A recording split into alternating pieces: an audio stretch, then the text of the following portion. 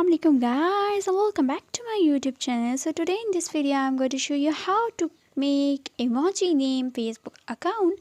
So complete watching this video, don't skip. Now let's start the video.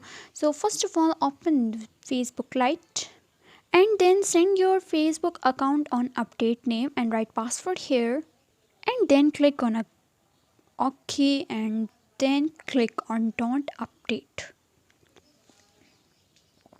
Click on next, and then attach screenshot here. After attaching screenshot here, go to first name and write your name here,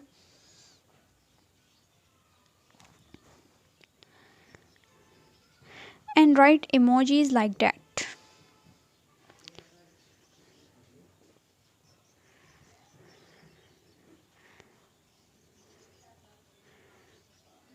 Again, and then in the last box add the rate, open bracket, close bracket, and then write proof name.